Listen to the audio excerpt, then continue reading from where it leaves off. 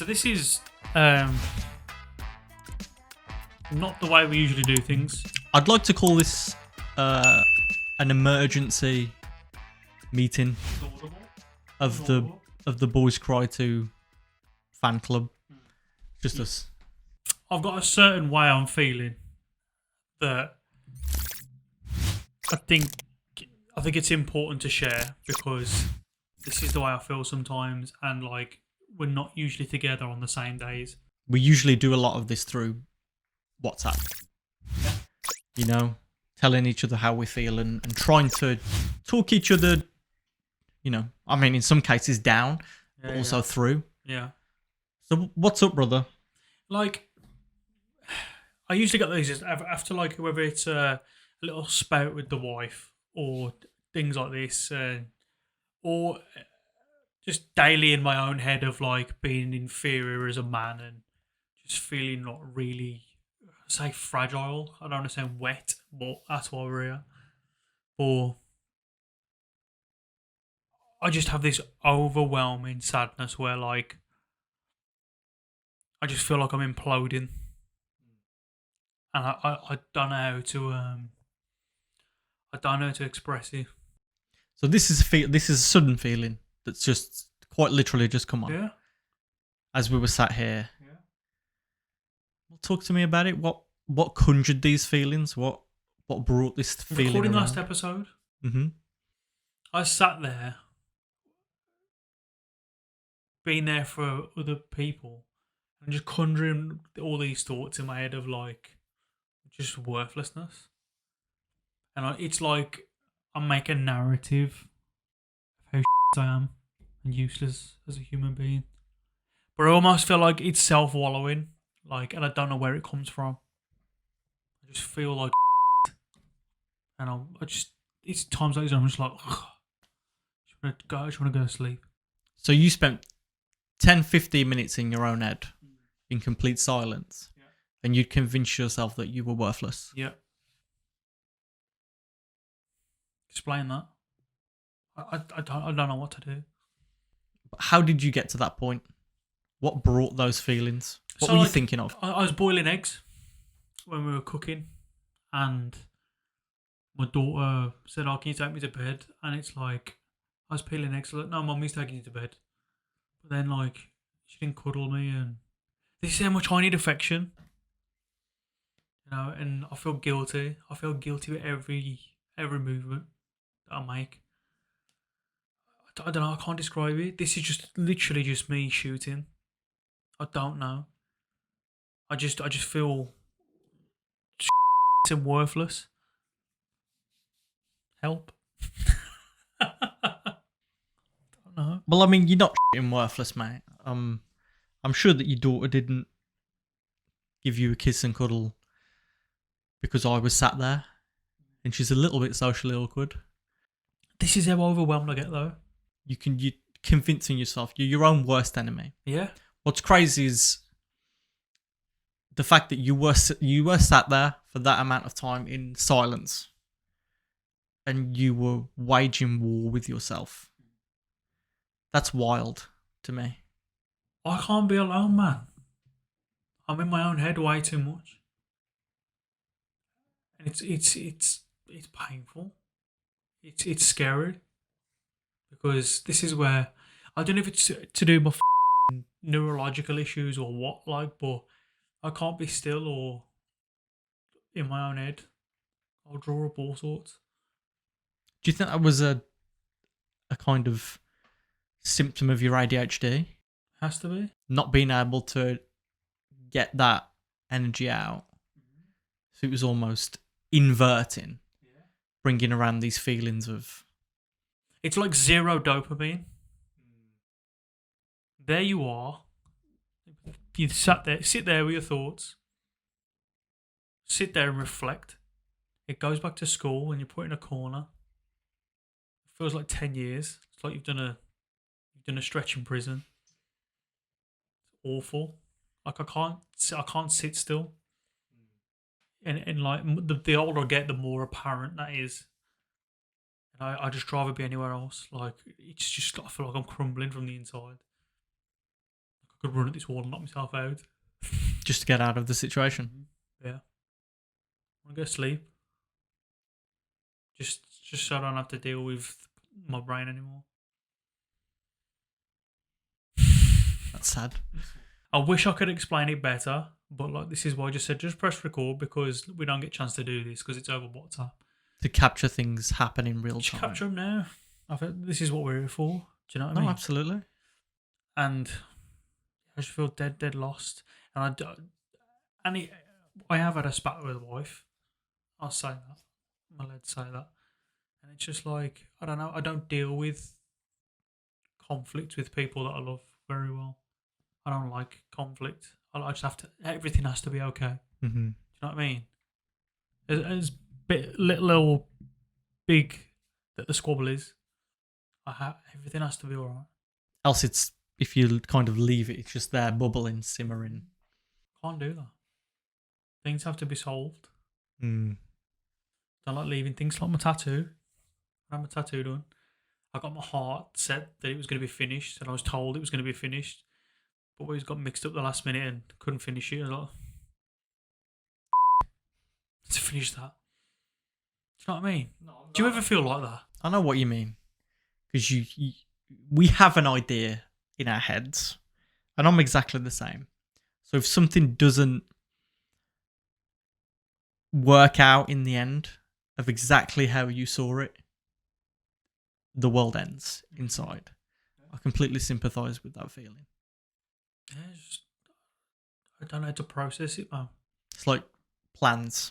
When plans change, almost you'd visualised every single step and every moment in that day going exactly how you expected it to go. Yeah. And when it doesn't, because of some... That's when the mood swings happen. Yeah. That's when like, oh, this day's out to get me. It, don't care. Lock me in a room. Give me a duvet, that's it. Leave me alone. See, I kind of freeze up in that situation. I'm kind of paralysed because I don't know where to go now because I didn't plan for that or I didn't visualise anything else happening. Yeah. So instead of like a moment of anger or a moment of frustration, I'll kind of be like... It's like a sim with no direction. Yeah. You stood in the middle of a room. Godless. So I've got God complex. Yeah. It's man. Why do we do this? Like I write in my notes. Like I just walk around the house aimlessly.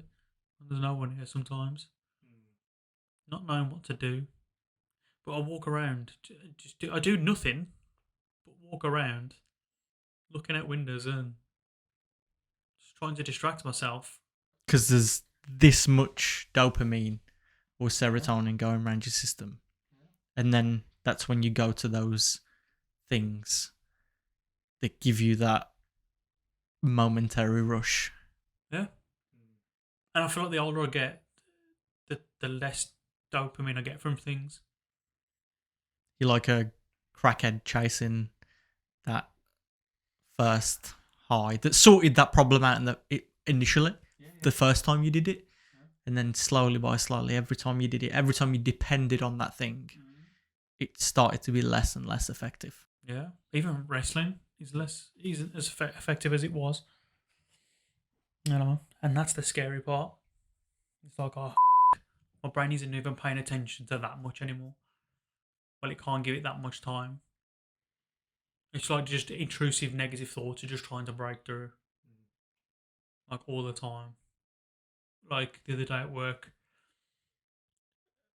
Because like of where I work now, it's with a lot of like tradesmen and stuff. And I don't know I wasn't showing anything growing up, like when it comes to a trade, woodwork, anything like that. Masculine, stereotypical masculine things. And I just felt inferior. And when I can't do something creatively or that goes wrong, man, my life is over. I feel like I am nothing and I've got nothing to offer. And that's the truth. I'm like, I'm a bloke who hasn't got any skills. Get emotional, ha. But I just want you to know, mate, that your worth as a man is not defined by whether you can build a shed or fix a pipe or build a wall, fill a crack. Not at all. It's the man that you are inside, the man that you are to your kids, the way that you are to strangers, the hope that you offer tens of thousands of people every single week. That's your worth as a man. I appreciate you saying that. It's true. And I believe it with every fibre of my soul. You will leave an impression. The day that you go, you will leave an impression behind.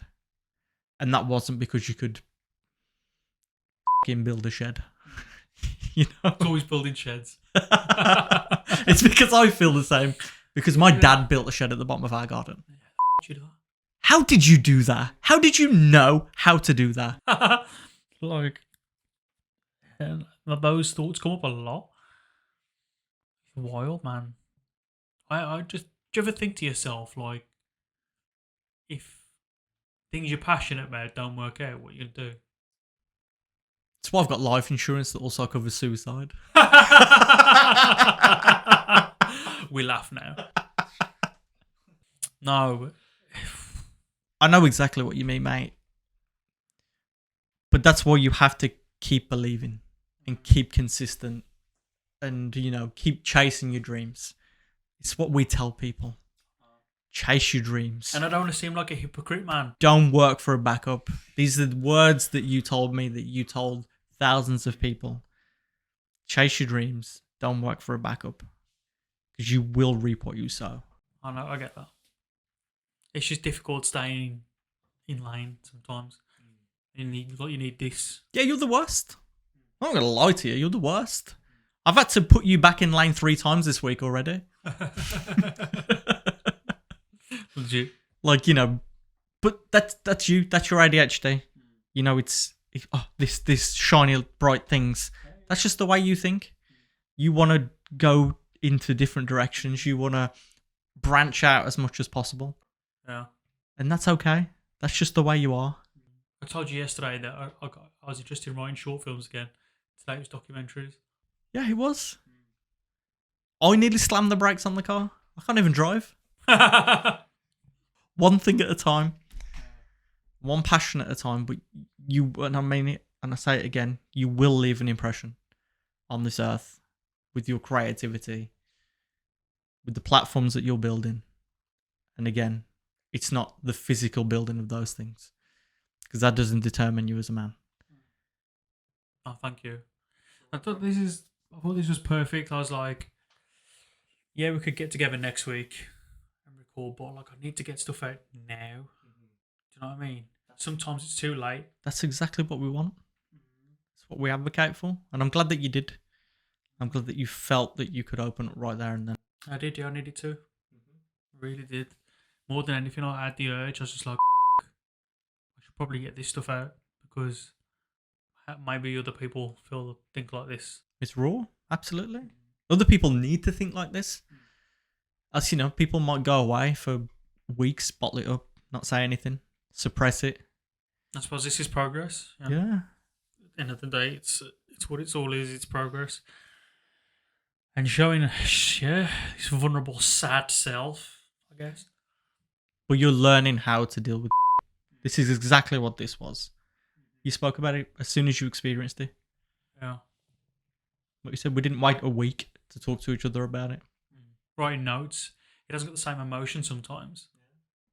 Thinking about something. Just get it out there, raw, uncut, unfiltered. Raw dogging it. Raw dogging it. You know? Put a bit of spit on it. Press record. You know? Sometimes it's not going to be the most comfortable thing. Sometimes you got to take it slow. You know? Sometimes it hurts. Sometimes, as you've seen, you might even cry. Stop it. But you got to bite that pillow, mate. Because at the end of the day, when it's all done, it's going to feel amazing.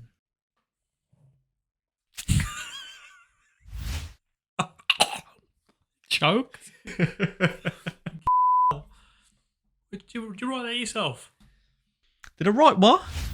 I saw you reading somewhere. I'm managing my sound. I wanted to make sure that it was crystal clear. Okay, yeah, you're good. And yeah, wrote her a couple of weeks ago. Under the note, Boys Cry 2 is like good anal sex. Never had it. Given or received. So is that everything that you'd kind of needed to Right now, yeah. get off your chest? No, right now, because that's the most important thing of this emergency meeting. I still don't know how to deal with it. Like, I still need to find remedies for this. I don't know. This is where I feel like people have like addiction issues because you don't know where to turn. Well, it's yeah. I talk about like wanting to go to sleep, and is that why people get intoxicated? Is that why people get drugged up? Is that why To forget, to suppress these things, to feel something else? It's self-harm. It's the reason that a lot of people do it, to be feeling something else other than the emotional pain that they're feeling. It's a good one. Suicide? It's not a good one. It's not what I meant. He meant it's a good... Yeah. Yeah.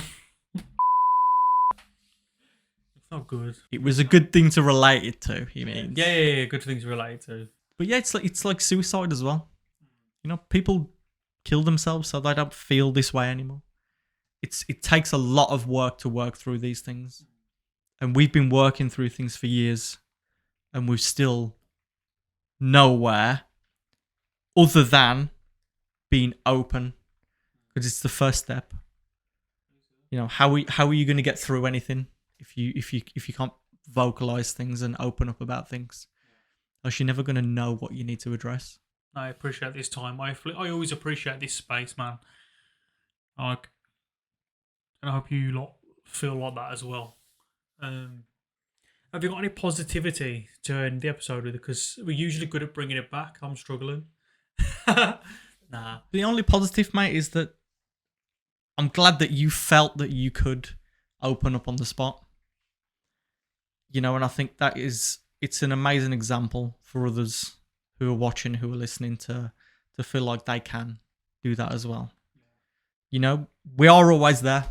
And I always tell you I'm always there. You know, we're always talking, we're always messaging. But I appreciate that you acted on that urge to need to talk. It's incredible progress. That is, yeah. I'm quite proud of it, to be honest. I'm proud of you, bro. Thanks, man. Always there for you. Oh, man. Love you, brother.